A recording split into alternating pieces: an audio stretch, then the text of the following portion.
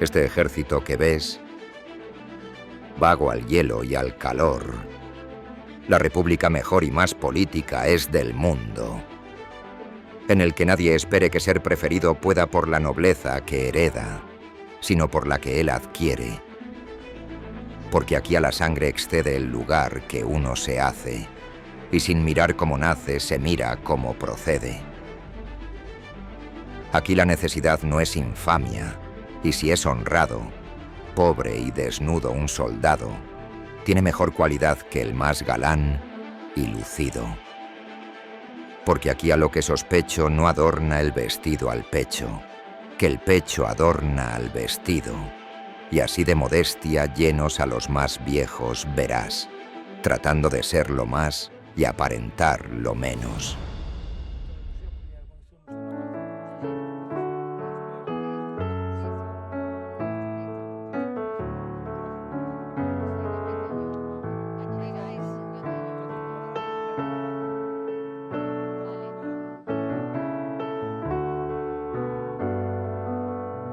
Oye, Susana, qué ganas tengo de ir al Museo Naval. Pues no me extraña, porque es un museo estupendo, maravilloso y todavía de los menos conocidos de Madrid. Pero yo tuve oportunidad hace años de hacer una visita, pero ¿habrá cambiado?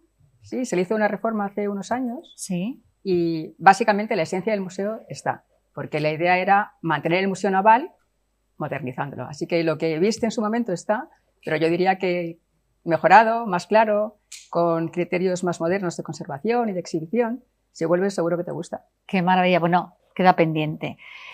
Y además que aparentemente pasas por ahí y dices Museo Naval y parece que es algo como muy pequeñito y luego está todo muy bien distribuido, ¿no? O sea... Sí, eso que comentas de que muy pequeñito era sobre todo la entrada. Tenía una entrada que era pasaba absolutamente desapercibida, era como la entrada en un portal. Y se cambió esa entrada por una entrada que es más digna del museo, sí. Más atractiva, más grande, con zona de acogida para visitantes, en fin, mucho mejor. Lo que realmente se merecía el museo, no se merecía esa entrada que tenía antes, que había quedado totalmente anticuada. O sea que a ti has estado muchos años en el museo, ¿no? Muchos, sí. ¿Y en más museos has estado aparte de...? Sí. He estado también en el Museo del Ejército muchos años. ¿Pero el de Toledo o el de aquí? En los dos. Ah, en los dos. Ha sido muchos años. Estuve muchos años en Madrid y luego estuve cuando el museo se trasladó a Toledo. Me trasladé con el museo. También estuve allí 7 años después del traslado.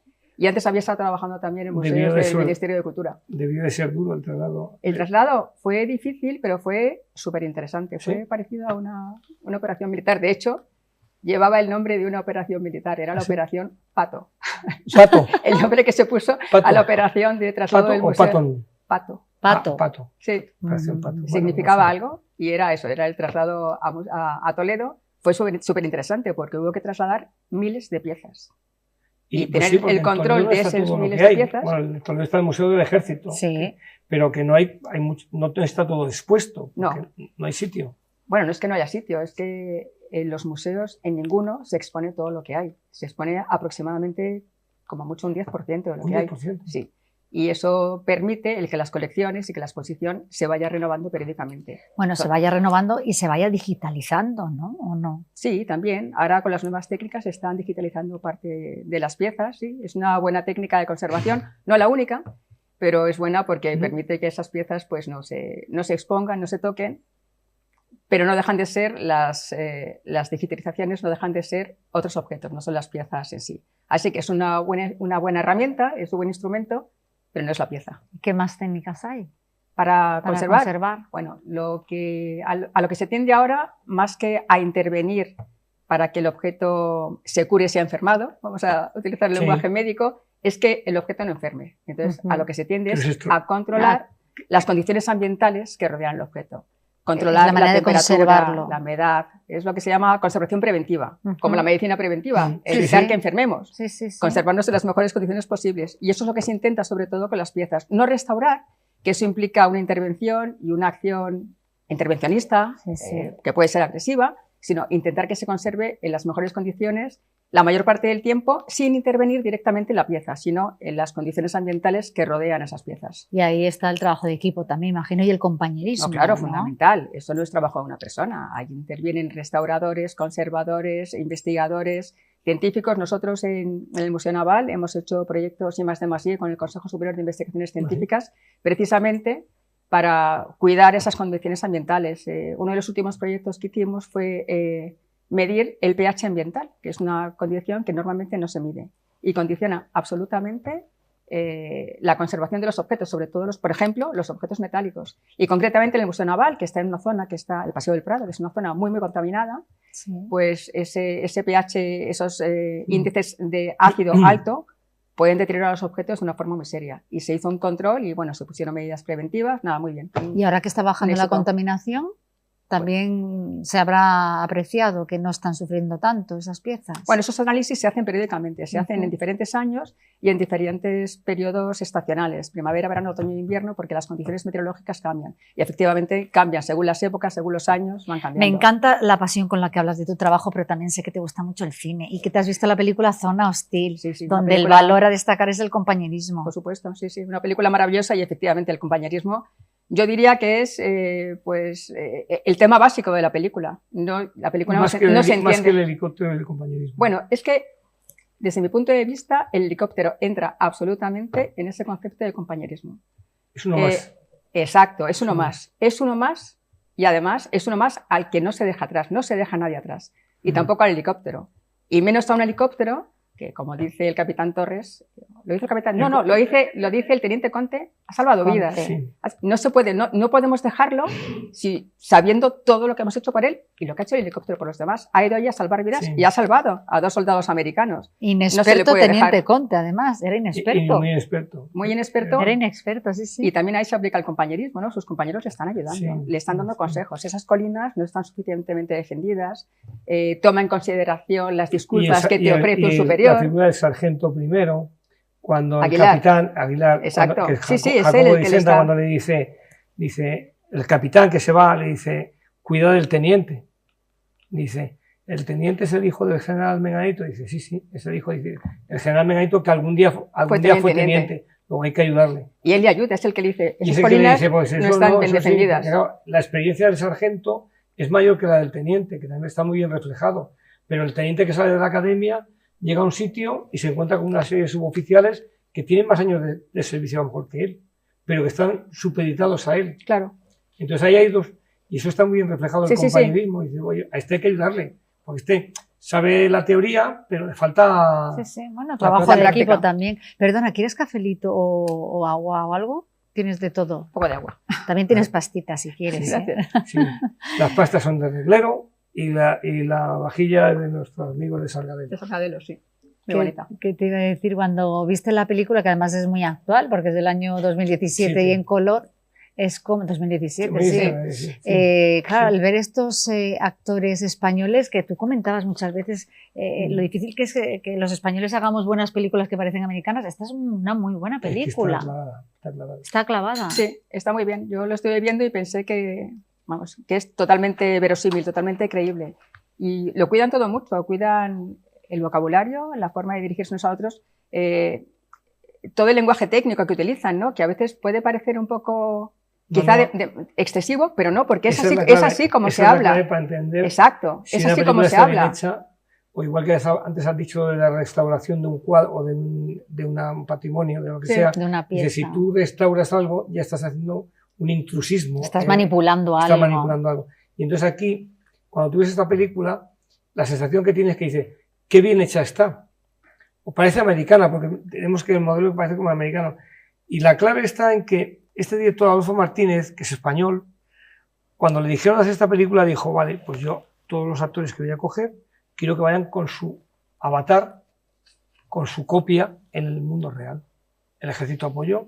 Entonces, el teniente Conte, que es el actor Raúl Mérida, estuvo un mes empotrado en la Legión con un teniente de la Legión, con lo cual, de estar con una persona un mes entero, acabas hablando como él, andando como él, actuando como él. Claro. Por eso es tan verosímil por eso, porque todos los que están ahí, y luego ha roto otra cosa que antes había, que la gente pensaba, o había un cierto maniqueo, diciendo los actores son como de izquierdas y los militares son como de derechas. Y se ha demostrado que no, que ni uno lleva en tridente ni otro lleva en cuernos y rabos, sino que son personas. Es más, ha habido una capilaridad entre ellos, tanto que se ve en la película. En el estreno que hubo de la película, que yo asistí, se aplaudían unos a otros, es decir, había una sinergia. Es que se integraron mucho, porque por lo visto, además, la Legión, estuve leyendo en una entrevista que les había preparado un curso de formación de 8 de la mañana a 11 de la noche. Sí, no. Y entonces dijeron, relajaros que tampoco va a ser eso. Pero que todos se lo tomaron totalmente en serio y que rápidamente se fusionaron. Pero yo creo, los intereses. Susana, José Manuel, que es eso, que en los trabajos que se realizan hay un trabajo previo y un esfuerzo y un adiestramiento en un momento dado, tienes una disciplina y los buenos actores hacen eso, que tienen que hacer de militar, pues se tendrán que ir un mes a la academia, que tienen que hacer de loquero, se tendrán que ir algún día, ¿sabes qué decirte? Tienen que empaparse. Que experimentarlo. Claro, el del helicóptero, que es Antonio Garrido, comandante de Ledesma, ese le llevaron a Colmenar Viejo, donde la base del helicóptero, y estuvo un mes pilotando en el simulador. Claro, le van a dar un helicóptero, ¿verdad? Pues si se estrella, pues... Pero eso es lo bueno de los actores, que al final aprenden también muchas cosas. Aprenden otras profesiones. Tú si tú vas a hacer de policía, pues tendrás que saber cómo se mueven los policías, en qué país estás, en qué época estás. Pero para ellos yo creo que fue un reto, y luego a la propia Ariadna Gil, que por ejemplo... que es una mujer que se metió perfectamente. La capitán Varela. Es que la interpretación es fantástica de ella, pero también de los demás. O sea, yo creo que lo han bordado, vamos.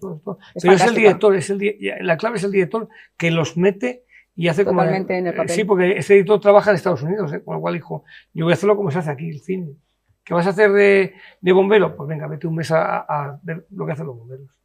Pero con Steve McQueen lo hacían, que le metieron una comisaría de policía en el Bronx en los años 70 para rodar de detective, y salía doblado el hombre, porque le metían fuera de su entorno, pero tenía que... Salía casi como delincuente ya. Pues es que había sido algo delincuente, me parece, entonces, con lo cual, los policías, había hablado mal de los policías, con lo cual le recibieron y le llevaron a algunos sitios conflictivos, a algunos barrios peligrosos en Nueva York, y decía, joder, esto me estar aquí, y decía, no, como tú hablabas mal de nosotros, que estábamos todo el día vagueando, pues te hemos llevado para que tengas conocimiento de para que veas tú lo que hacemos, o sea que es bueno.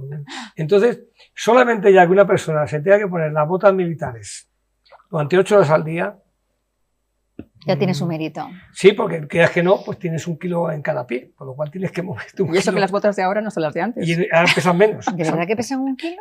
Pues antes pesaban 1 kilo cada una. Casi. Y aparte de pesar, apretaban y machacaban las rozaduras, que como cualquier... O sea, ¿tú las llevaste de 1 kilo cada una? No, todas las hemos llevado, las de 3 Sevilla, las de no sé qué, pero que las botas pesan. Y el uniforme que llevan, aunque te lo den a medida, al principio está áspero y llevar armamento y todo, o sea, todo eso es un peso que te llevan. Entonces, todo eso yo creo que está tan bien hecho, como dice Susana, que tú lo ves y dices, esta película es convincente. Muy real. Sí, totalmente. Y es real, es real. Totalmente. Yo puedo dar fe porque yo estaba en el Estado Mayor de la Defensa y ese ataque a la insurgencia lo vivimos desde las pantallas de Vitruvio y fue así, fue así. El helicóptero a lo mejor era del Ejército del Aire, pues siempre cambias alguna historia, pero... Y luego está lo que comentabais del compañerismo, que creo que es muy importante. Pero en el ejército, como en los museos o en las conservaciones... En la vida misma, pero sobre todo si lo extrapolamos a tu profesión, ahí tiene que existir. Bueno, en todo, ¿no? Porque el trabajo individual puede funcionar, pero es limitado, porque no todo el mundo llega a todo. No, claro, tenemos habilidades, pero también tenemos muchas carencias. Entonces el compañerismo, esas sinergias, ese trabajo en equipo es fundamental para la consecución y el éxito, ¿no? Sobre todo en un plazo razonable, quiere decir, si lo haces tú solo a lo mejor lo consigues, pero no va a ser en el mismo tiempo y seguramente no va a ser de la misma calidad porque nadie sabe de todo. Así que sí, es fundamental. Y no es fácil lo del trabajo en equipo porque ahí surgen los egos. Claro, por eso es fundamental, pienso, definir bien las responsabilidades. Claro, saber el rol de cada uno. Y eso en el ejército está clarísimo, porque en el ejército todo el mundo además es que lo lleva puesto. En el uniforme cada uno lleva qué es, dónde ha estado. O sea, es más protocolario. Más que protocolario, a mí me parece súper práctico y pragmático. Es que si sabes leerlo, siempre sabes con quién estás hablando, nunca te equivocas. Con lo cual ya sabes qué hace esa persona y qué haces tú ¿Quién es y hasta quién? Dónde puedes llegar. Entonces eso me parece pues, una ventaja increíble para no equivocarse y efectivamente para el trabajo de equipo mantener claramente las responsabilidades y que no haya interferencias que sean perjudiciales para el resultado final. Ni que falle la comunicación, que también hemos hablado de ella. Diciendo porque cuando tú estás fuera del ejército o vas al mundo civil, yo voy al mundo civil y veo a un señor con chaqueta. Pero no sé si es el director Claro, pero si lleva el uniforme, sí. Pero cuando vas con un sitio militar, dices, este es general, este es coronel, este es sargento, este es teniente. ¿Pero cuántos uniformes hay? Ya Claro, sé, todos los escalafones. En la pirámide donde estoy, con quién estoy hablando. Pero me ha pasado a veces que a lo mejor ves a uno que va vestido más informal y como las empresas dicen, no, casual o informal, pues no sabes si es el director, si es el CEO, Claro. si es el ayudante no sé qué, y tienes que preguntar, y es un poco violento, o tienes que ir deduciéndolo. Sí. Y en función de lo que te van puedes hablando, equivocar y eso da cuando lugar. ves que uno habla con más inclinación al otro, dice, este debe ser el director. Porque este dice, dicen todos dice, este es el director. O sea, tienes que ir tanteando como un paracaidista y ya ves quién es el jefe. Porque no llevan puesto en la galleta que se lleva aquí o en la... Está clarísimo. Pero no solamente eso, es que llevan su currículum. Es que están los distintivos de destino, es que dicen dónde han estado muchas veces. Muchas veces, sí. Y también lleva las condecoraciones, las cintas, ¿no? Los pasadores de cinta. Sí. Dice se ve enseguida, qué méritos tiene, o sea, es que cuenta muchas cosas, no solamente qué empleo militar tienes en ese momento y cómo te llamas, sino qué has hecho a lo largo de tu vida. Con lo cual, está todo claro. Y eso, mira, es un punto importante eso. Oye, si queréis, buscamos un tráiler de la película. Perfecto. Porfa, porque así ya lo vemos ahora, lo mandamos. Lo vamos viendo. ¿Lo busco yo? Porfa, Venga. por favor.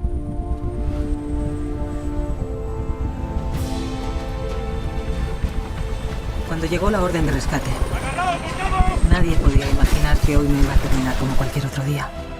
Vinimos a salvar la vida de 2 soldados americanos heridos y ahora estamos atrapados en esta ratonera. El coronel. Capitán Torres. Mi general, los chinos están listos para volar y recogerlos a todos. Si el helicóptero solo ha volcado, se puede recuperar para el servicio. Quiero decir que ese helicóptero puede salvar todavía muchas vidas. ¿Quieres traerte el helicóptero? Antes de tomar la decisión necesitamos saber si los heridos pueden pasar ahí la noche. Sí puede, mi coronel. Tienes unos 200 insurgentes en la zona. Aquí Galgo, todo el mundo alerta para recibir posible ataque. No les vemos, pero están ahí, al acecho. Todos podemos sentirlo. Soy la doctora Isabel Varela, capitán de la unidad de aeroevacuaciones médicas. Si alguien encuentra mi móvil y escucha esta grabación, es que no hemos visto amanecer.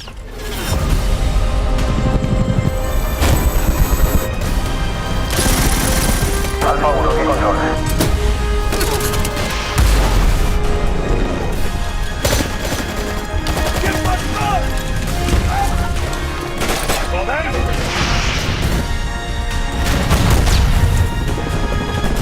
¡Tiradores!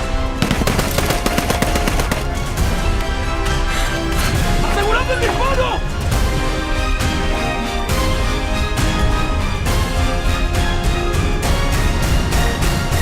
La madre que me parió.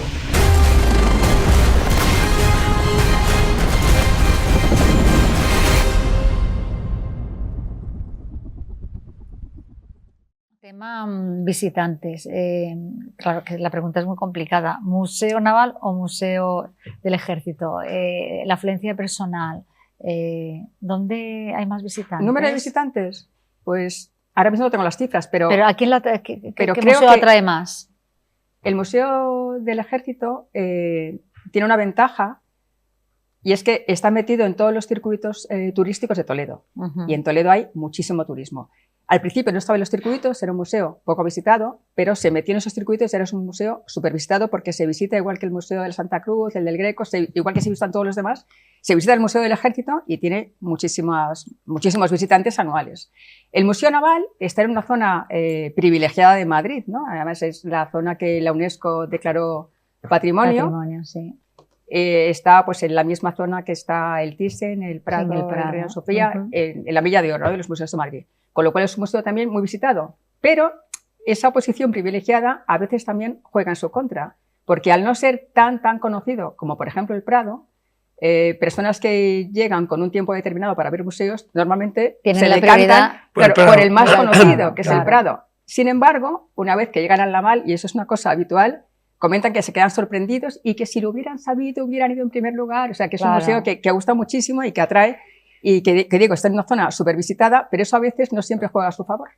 Si tuviéramos que destacar una sala, una historia, una anécdota de uno y otro, ¿qué historia nos contarías? ¿Qué curiosidad? Bueno, pues, por ejemplo, comenzamos por el Naval. De piezas del Museo Naval. No, de piezas o de historia, o alguna sala que tenga una curiosidad. Donde Juan de la Cosa, ¿no? A lo mejor sí, el mapa de Juan de la Cosa, que es la primera representación de América conocida, pues es una pieza importantísima, única, fundamental. Sin embargo, a mí lo que más me atrae del Museo Naval es el modelo que hay, la maqueta, como se suele decir, aunque es un modelo, de la fragata Nuestra Señora de las Mercedes, que fue un modelo de barco que se hizo con ocasión de una exposición en la que participó el Museo Naval con el Museo Arqueológico Nacional para conmemorar el éxito que España tuvo en la victoria del caso Odyssey, no sé si lo recordáis. El Museo Naval hizo una exposición grandiosa y ese modelo, esa maqueta, formaba parte de la exposición. Es una maqueta que se hizo por un catedrático de la Escuela de Navales y se hizo recreando los procesos de construcción de los barcos en los arsenales españoles del siglo XVIII. Bueno, es impresionante, porque allí no intervinieron adhesivos, no intervino el ordenador, se hizo como se hacían los barcos en el siglo XVIII. Pero a escala. A escala.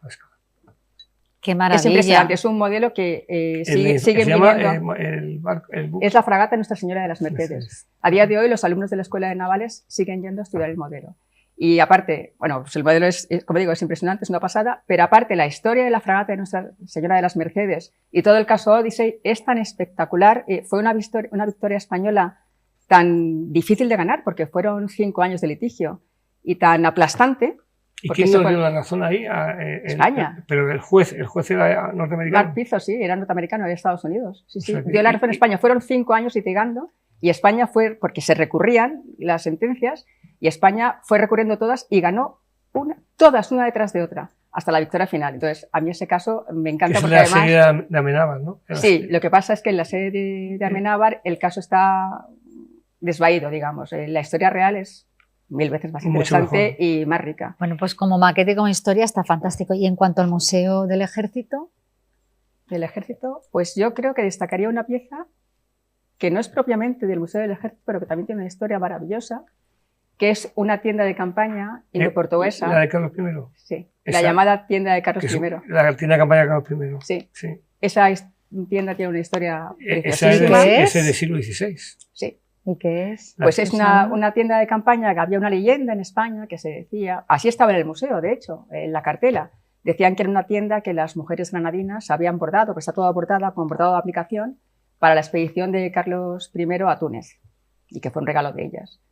Sin embargo, se hizo una investigación, se recuperó toda la correspondencia que hay entre Portugal y la India en la época en que se hace la tienda y se averigua la historia de la tienda. La historia cuenta que es una tienda que le regalan en la India los mogoles a un virrey portugués. En fin, es una historia preciosa. La tienda, yo tuve la suerte de participar en la investigación, llega a España, entra por Lisboa, se le regala a Felipe II y después, con el paso del tiempo, esa tienda de campaña se convierte en un símbolo real.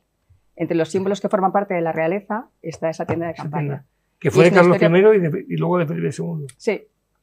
Aunque, como digo, no es una manufactura española que se haga para Carlos I. Sí, se hace en la India para un almirante portugués, un virrey portugués que era Alfonso de Sousa. ¿Cuántas historias pueden conservar los museos, verdad? Pues ¿Y existen todas. películas basadas en los museos? ¿Alguna película? Sí, bueno, sí, sobre museos, la famosa Una noche en el museo, ¿no? Esto del museo. Bueno, pero no. Mira, esa no te refleja realmente la historia y todo el trabajo que hay en un museo. En los museos normalmente, cuando salen las películas, normalmente están vinculados a casos de robos, que también es una pena que justamente se vincule con la delincuencia. Se puede ir a robar, ¿no? Porque tú conoces alguna. No, yo me ha venido a la cabeza, yo o sea, de museos, de cosas de museos, me ha venido algún cómic a la cabeza, de Tintín, que hay uno que se llama La oreja rota, sí, que era del museo, y me ha venido pensando en el Museo del Ejército, que hay una pieza que no es que sea muy codiciada, pero a mí me llamó mucha atención. Esa es la tienda de Carlos V, sí, porque yo me acuerdo de pequeño de ver el museo aquí en Madrid, y decía, digo, qué espectacular era esa tienda, porque estaba montada entera. Pero hay una pieza que es una carta. Sabéis que Nelson perdió un brazo, y lo perdió luchando en Tenerife, porque intentaron el 23, 24, 25 de julio en Tenerife se recrea el intento de invasión británica de Tenerife. Claro, los que son canarios lo saben, los que somos más de la península no tenemos que contar. Entonces ahí perdió el brazo Nelson, pero que cuando acabó el intento, pues como los militares eran como muy caballerosos, le devolvió el general Gutiérrez, creo recordar, Gutiérrez le devolvió los heridos y los prisioneros. al británico, dijo, aquí ya no los queremos pagar, llévatelos tú y ya está. Y entonces, en agradecimiento, el otro le mandó una carta que está en el Museo del Ejército, en el que le regalaba el almirante que quedaba, que no era Nelson, otro, me parece, o era el mismo Nelson, no sé, dice, una barrica de vino y un asa de queso. Y está la carta en el Museo del Ejército. Entonces, cuando la gente habla, dice, Nelson, digo, Nelson perdió el brazo intentando mangarnos Tenerife. Eso hay que decirlo claramente. Y eso está contado en el Museo del Ejército. Se podría hacer un programa de los museos, pero no como Noche en el Museo, una película de... Sí, chiste, bueno, eso sí que es de entretenimiento y poca historia, ¿no? Cartas del museo, es decir, cada pieza que hay en un museo tiene lo que dice Susana, tiene una historia. Igual que la película que hemos citado, la de Zona Hostil, es una historia muy pequeñita, como una pieza de museo, es decir, una historia de nuestras Fuerzas Armadas cuando desplegaron lo que pasó allí, lo que sucedió, que fueron, yo recuerdo que esto fue de las 9 de la noche hasta el día siguiente, pero la película nos lo tiene que contar en 1 hora y media, tiene que comprimirlo, pero la sensación que te produce cuando ves una cosa y te cuentan la historia que ha contado, yo no sabía lo que la tienda venía de la India. De la India portuguesa. De la India portuguesa. O sea, vas aprendiendo. Claro, si te lo dan en un papel no lo vas a leer porque tenemos tanta prisa en el día a día y dices, dame leer esto. Pero si te lo cuenta alguien, luego ya había un programa de museos en el que personas como Susana nos cuenten las cosas. Claro, pues sí. Eso sí, porque igual que aquí tenemos un rol detrás que nos pone el mapa del mundo, pues oye, mira, esto venía de aquí. Porque todo eso está... Es historia. Además es que está escrito. O sea, todas esas cosas estaban escritas. Y esto llegó aquí. Y luego fue allá. Es que se conserva toda la secuencia de cartas que se mandan desde la India hasta Portugal, diciendo cómo va la cosa, cómo va todo, se nombra la tienda, quién la ha hecho, por qué. Así que cuando queráis, hablamos un día de la tienda, que a mí me encanta. Y eso de la carta, a mí me llamó la atención porque me llegó, uno que estaba allí y dice, mira, esta carta, lo que dio, en agradecimiento al general español, digo, pues aquí la inmensa mayoría de españoles no sabe que Nelson perdió el brazo luchando ahí y que hubo una camaradería entre los generales. Oye, mira, te devuelvo los heridos. Es que a los vencidos, que fueron los ingleses, las tropas de Gutiérrez les obsequiaron, porque también lo cuenta la documentación, las cartas, con limonada y bizcochos. Fíjate. Y la población les trató bien. Y de hecho hay algún cuadro en el Museo Naval Ayuno en que las tropas españolas salen rindiendo honores a las inglesas después de la victoria sobre ellos. Es que el concepto de guerra es un concepto distinto en el 19, es una guerra de caballeros. Claro, es que los oficiales tenían que ser nobles por imperativo. O sea, lo hemos comentado en otro programa, hasta la Primera Guerra Mundial, el linaje que existe en el ejército es fruto del linaje de tradición militar o el linaje de nobleza, que si viene de la Edad Media, es el único momento en el que la caballería está por encima de la infantería. Porque ese caballero es que tienes pasta, tienes dinero, tienes caballo, tienes... Es un estatus de caballero. Luego ya la infantería vuelve en la edad moderna con los tercios y todo esto. Pero era una guerra de caballeros. Y esa Primera Guerra Mundial desaparece. Son ejércitos masivos de millones de hombres. Pues ya entra más... se democratiza, digamos, ¿no? Las tropas. Pues se podría decir así, pero yo siempre me acuerdo de las croquetas de la abuela. Tú vas a un sitio y dices, la carta, hay croquetas, y pone caseras. O de la abuela. Pero pone caseras. Si no pone nada, mucha gente pregunta, ¿las croquetas son caseras? Es verdad. Dice, ¿por qué? Es verdad. Porque ya es trabajar en serie o trabajar de artesanía. Sí. Entonces, claro, los oficiales, no es que fuesen mejores o peores, sino que era otro estatus. Bueno, tenían una formación impresionante. Impresionante. Pero los marinos, los terrestres, los ingenieros del siglo XVII... Es que eran científicos, o sea, aparte de soldados, eran científicos cualificados, muy cualificados. Yo procedo del alma de ingenieros, que estaba en la Academia en Burgos, luego la pasaron a Mayo Manzanares, y procedía de la Academia de Matemáticas de Bruselas. Es que era así. O sea, que dice, joder, es que los que me han precedido a mí, les hacían estudiar, o sea, para poner un puente, no decía, ponle aquí, no, tenías que calcular todo. Entonces, era mucho más metodológico. Sí. Más estricto, quizá, ¿no? No sé. No sé. Y lo de los museos, a mí me encantan los museos porque mi mujer siempre me dice, no te enrolles.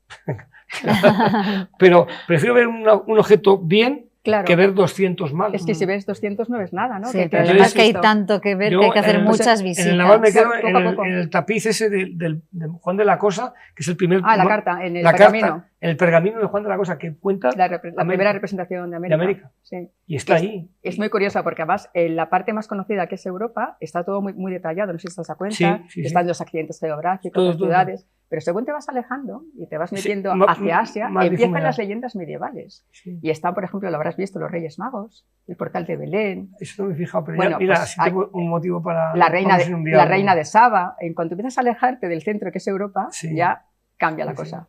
Y América está toda, bueno, lo habrás visto, está toda en verde, no se sabe muy bien. Está como si es como no sabe exactamente si esto es un trozo como una evocación a esas selvas tropicales, ¿no?, que encontraron.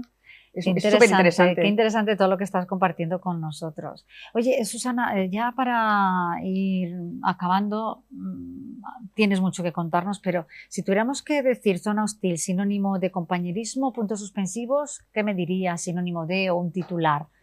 Con respecto a la película que... ¿Buscando un título para la película? Sí, un mantra. O un lead, un titular sobre toda esa unión de la película con el valor. ¿Qué te sugiere a ti? Pues, no sé cómo podría ser el título, pero tendría que aparecer, yo creo que 2 palabras claves que serían, entiendo, solidaridad y lealtad. Creo que son claves. No sé cómo las uniría, pero ahí tendría que estar. No, me parece perfecto. Te lo estoy diciendo porque te quiero llevar a cifras y letras. No, es porque me gusta cerrar, porque con todo lo que aportáis en esta conversación, pues siempre... Y lo otro que ha dicho es lealtad. Está muy bien. Lealtad. Bueno, que tenemos pendientes pues tenemos que ir a ver museos, ¿no? Y habrá que hacer algún programa de museos más a fondo, ¿eh? Cuando queráis, encantada. Sí, pues, esas curiosidades, anécdotas de piezas de todo lo que hay en esas paredes y habitaciones. Pero ahora estás en el museo, ahora estás llevando la oficina de discapacidad. Sí, ahora estoy en la oficina de atención a la discapacidad del Consejo Nacional de la Discapacidad del Ministerio de Derechos Sociales. Y es algo muy importante. Súper importante. En los museos también se trabaja, yo trabajo también en esa faceta, los museos son para todos. Para todos. Muy bien. Y hay personas que tienen dificultades, pero se están adaptando, acceder, ¿no? Exacto. Y hoy participo en varios proyectos de este tipo para intentar que el mayor número de personas posible pueda acceder a eso que es un derecho. Y ahora trabajo exclusivamente en esos derechos que es la accesibilidad. Estás en la otra parte de la... Sí. No solamente centrada en el patrimonio histórico-cultural, sino en general en la vida. En la vida. Sí. Pues me parece un trabajo precioso que tendrá muchos beneficios para ti, ¿no? A nivel personal. Sí, súper, y poder pelear esos proyectos y que se lleven a cabo. Interesante, sí. Bueno, un reto. Pues muchas gracias. Un placer. Voy a ir al Museo Naval con Patricia. Vamos a ver esa... Cuando queráis. ¿Vale? Bueno, y la maqueta.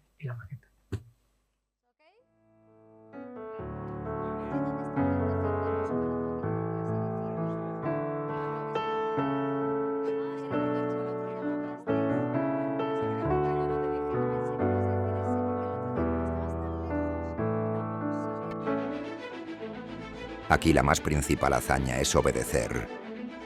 Y el modo como ha de ser es ni pedir ni rehusar. Aquí, en fin, la cortesía, el buen trato, la verdad, la firmeza, la lealtad, el honor, la bizarría, el crédito, la opinión, la constancia, la paciencia, la humildad y la obediencia, fama, honor y vida son. Caudal de pobres soldados que en buena o mala fortuna, la milicia no es más que una religión de hombres honrados.